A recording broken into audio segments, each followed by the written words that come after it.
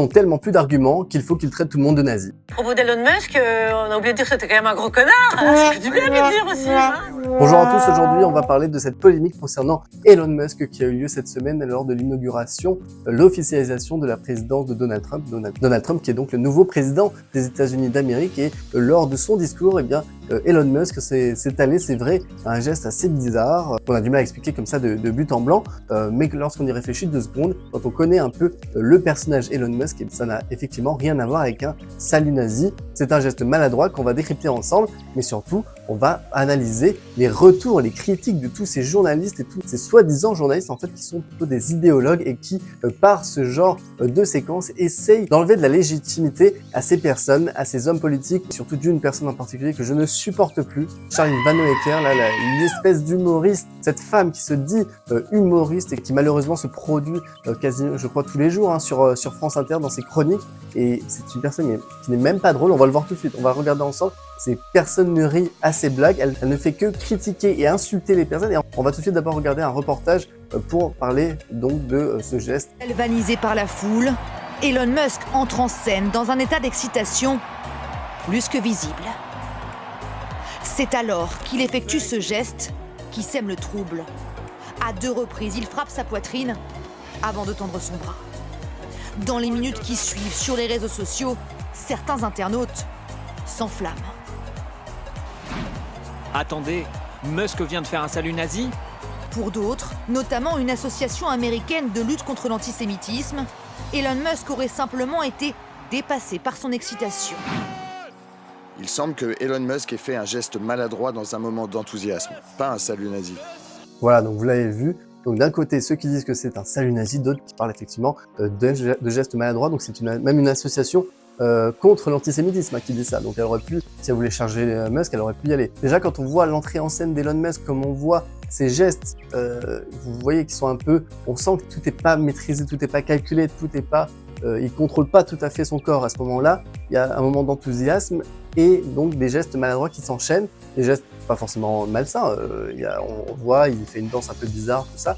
Mais donc vous allez voir, tout ça, ça a bien sûr une explication. Et je vais d'abord vous montrer les réactions et les papiers de soi-disant journalistes, parce qu'en fait, là on est vraiment dans l'idéologie pure. Et investiture de Donald Trump, Elon Musk a fait 2 saluts nazis dans un moment d'euphorie. Elon Musk est accusé d'avoir fait un salut nazi, ou comment la culture 4chan entre à la Maison Blanche. Vous voyez, ça c'est du biais de confirmation.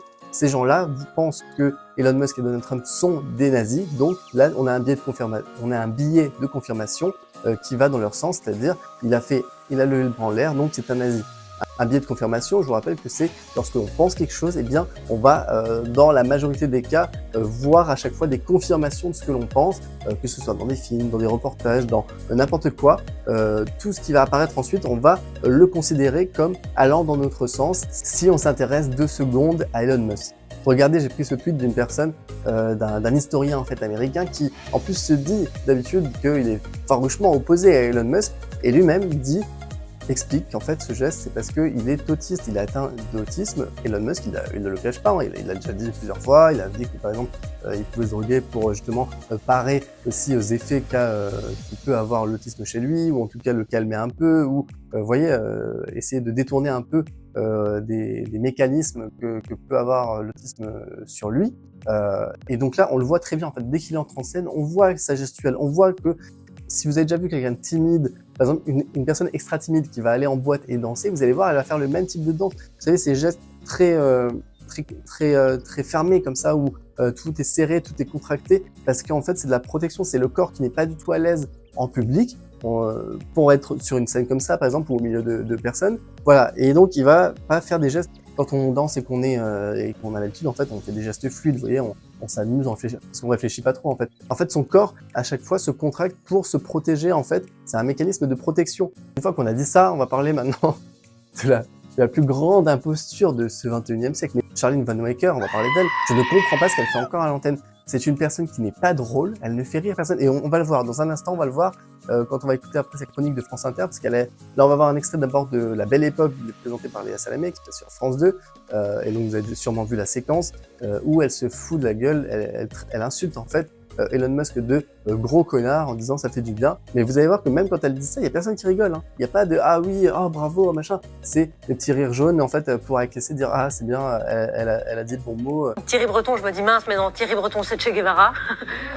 Et puis on a beaucoup parlé de génie à propos d'Elon Musk. On a oublié de dire que c'était quand même un gros connard. C'est du bien de le dire aussi, mince. On a trop dit, parce que là, j'adore, on a un langage très châtié. C'est insupportable. En plus, on dirait vraiment la tante que t'as en bout de table qui fait jamais d'humour et qui là d'un coup se ah mais les Arabes seront des gros connards, hein, vous avez du bien de le dire.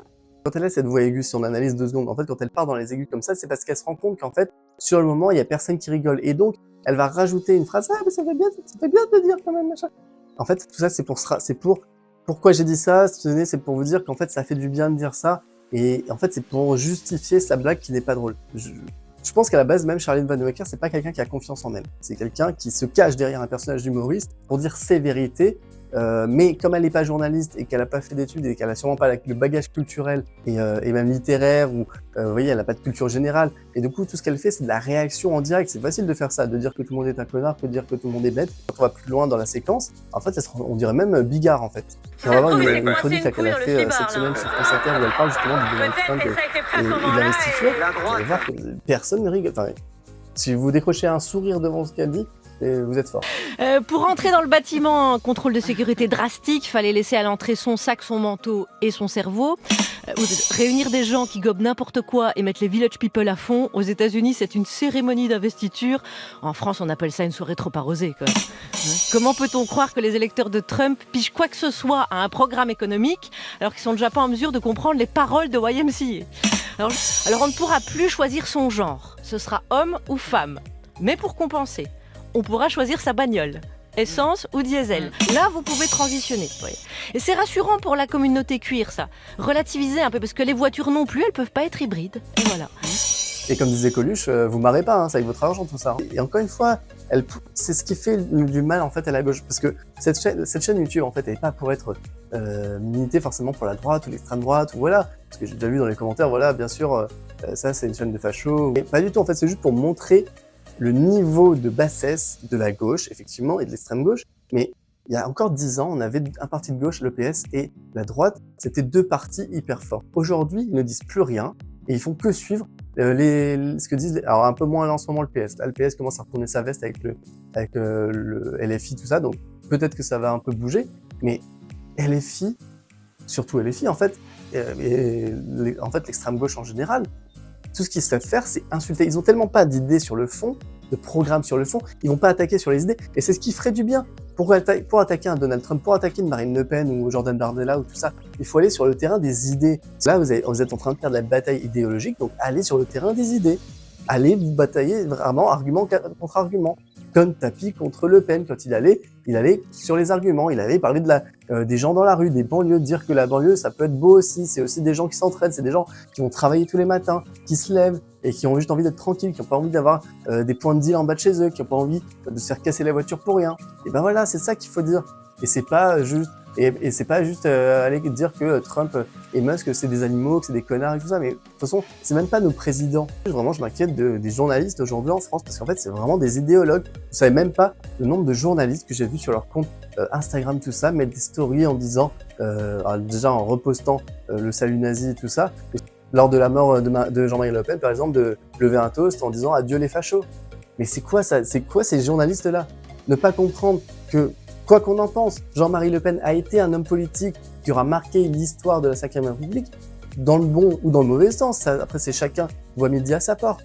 Mais ne pas avoir ce respect-là, au moins, de l'homme, enfin, du personnage politique. Encore une fois, on peut être en désaccord avec les idées. Mais ce qui aurait été plus fort, ça aurait été de dire, oui, effectivement, Jean-Marie Le Pen, c'est ça, mais c'est aussi ça, ça, ça, ça. Ça, c'est plus intéressant.